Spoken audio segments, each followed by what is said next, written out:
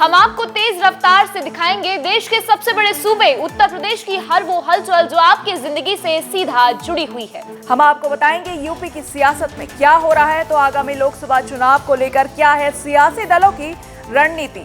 तेज रफ्तार से शुरू करते हैं यूपी राउंड अप। 17 दिसंबर से शुरू हो रहे पीएम नरेंद्र मोदी के काशी दौरे को बीजेपी के लोकसभा चुनाव प्रचार का शंखनाद माना जा रहा है। ऐसे में पीएम मोदी के दौरे की तैयारियों का जायजा लेने के लिए सीएम योगी ने खुद काशी का रुख किया है, जहां सीएम योगी पीएम मोदी के दौरे से जुड़ी तैयारियों का आकलन कर रहे हैं।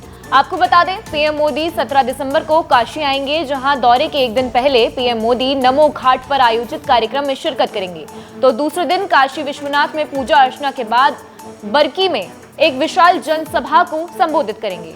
बीजेपी लोकसभा चुनाव 2024 को लेकर जन जन तक अपनी योजनाओं की जानकारी पहुंचाने के लिए विकसित भारत संकल्प यात्रा निकाल रही है। तो दूसरी तरफ नमो ऐप के जरिए भी बीजेपी एक खास रणनीति पर काम कर रही है, जिसके तहत बीजेपी के प्रत्येक कार्यकर्ता, पदाधिकारी और जनप्रतिनिधि को नमो ऐप पर सक्रिय रहना होगा। इस योजना के तहत केंद्र और राज्य सरकार की योजनाओं के लाभार्थियों को विकसित भारत एम्बेसडर बनाया जाएगा। योजना के तहत 98 संगठनात्मक जिलों को 2-2 लाख विकसित भारत एम्बेसडर बनाने के लक्ष्य दिए गए हैं।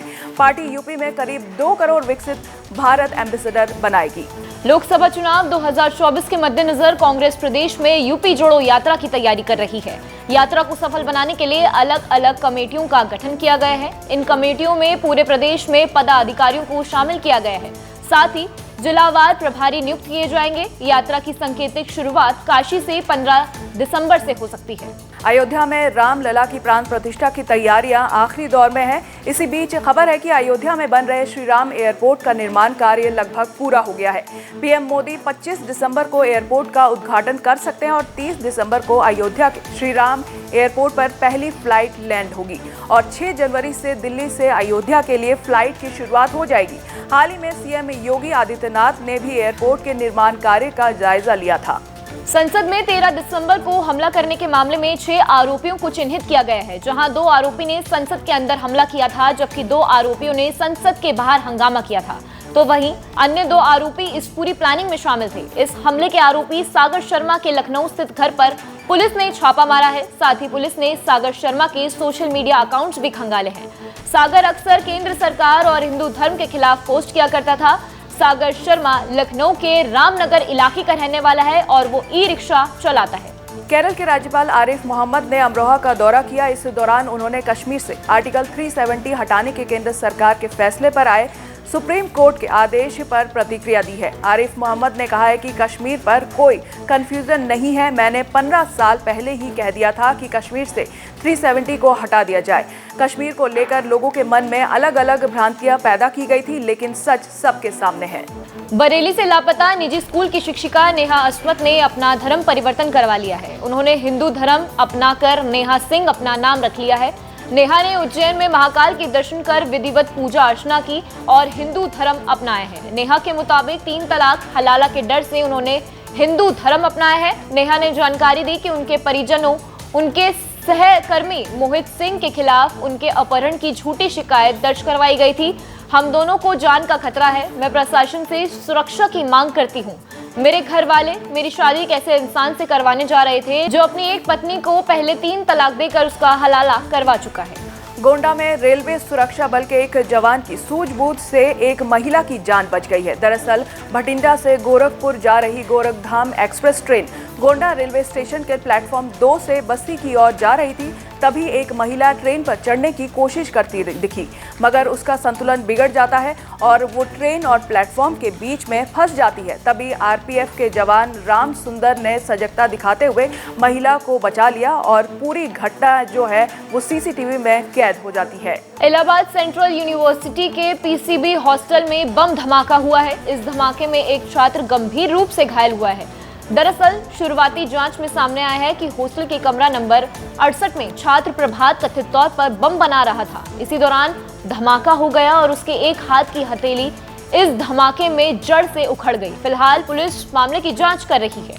अलीगढ़ के एक थाने में दरोगा मनोज कुमार की पिस्तल से चली गोली से घायल हुई महिला इशरत जहां की JNMC में उपचार के दौरान मौत हो गई। पिछले 6 दिनों से महिला का अस्पताल में इलाज चल रहा था। तो दूसरी तरफ इस मामले में फरार चल रहे आरोपी दरोगा मनोज कुमार के विरुद्ध गैर जमानती वारंट लेने के साथ ही पुलिस ने 20,000 रुपए का इनाम घोषित किया है। साथ ही संबंधित थाने के हेड मुहर्रिर सुदीप के खिलाफ भी केस दर्ज किया गया है। झांसी के महारानी लक्ष्मीबाई मेडिकल कॉलेज में 2 मानव कंकाल मिलने से हड़कंप मच गया है। ये कंकाल मेडिकल कॉलेज की मॉर्चरी में मिले हैं। दरअसल हाल ही में मॉर्चरी में एक व्यापारी के शव को चूहे खा गए थे, जिसको लेकर कांग्रेस के स्थानीय नेताओं ने धरना प्रदर्शन किया था और मामले में जांच की मांग की थी। इस दौरान जब मॉर्चरी की सफाई करवाई गई तो 2 सिर और करीब 20 से ज्यादा मानव हड्डियां मौके से मिली हैं। काशी विश्वनाथ कॉरिडोर के लोकार्पण को 2 साल पूरे हो गए हैं। ऐसे में इस कॉरिडोर के लोकार्पण की दूसरी वर्षगांठ पर काशी विश्वनाथ धाम में विधिवत पूजा पाठ के बाद खास शोभा यात्रा का आयोजन किया गया। आपको बता दें कि काशी कॉरिडोर के बनने के बाद से अब तक काशी विश्वनाथ धाम में करीब 13 करोड़ श्रद्धालुओं ने महादेव के दिव्य स्वरूप के दर्शन किए हैं। साथ ही काशी में करीब 25,000 करोड़ रुपए का व्यापार भी हुआ है, जो कि महादेव की नगरी काशी की अर्थव्यवस्था के लिए एक शुभ संकेत है। वृंदावन में ट्रैफिक सिस्टम को दुरुस्त करने के लिए ई-रिक्शा समिति और प्रशासन ने मिलकर एक खास QR कोड सिस्टम लॉन्च कर दिया है। इस सिस्टम के तहत प्रत्येक ई-रिक्शा का एक QR कोड निर्धारित किया जाएगा। साथ ही ई-रिक्शा के रूट और किराया भी निर्धारित किया जाएगा। जहां न्यूनतम किराया 10 रुपए तो वहीं अधिकतम किराया 20 रुपए निर्धारित किया गया है।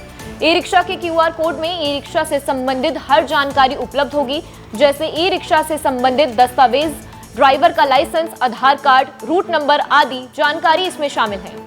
टीम इंडिया और साउथ अफ्रीका के बीच 3 T20 मैच की सीरीज का आखिरी और फाइनल मुकाबला जोहानिसबर्ग में खेला जा रहा है। T20 सीरीज के अब तक खेले गए 2 मुकाबलों में साउथ अफ्रीका 1-0 से आगे है। जहां डरबन में बारिश के चलते पहला T20 बेनतीजा रहा था, तो पोर्ट एलिजाबेथ में हुआ दूसरी T20 मैच भी बारिश से प्रभावित रहा था और साउथ अफ्रीका ने भारत को 5 विकेट से हरा दिया था। अब टीम इंडिया की नज़र सीरीज के आखिरी मुकाबले को जीतने की है, सीरीज को बराबर करने की है।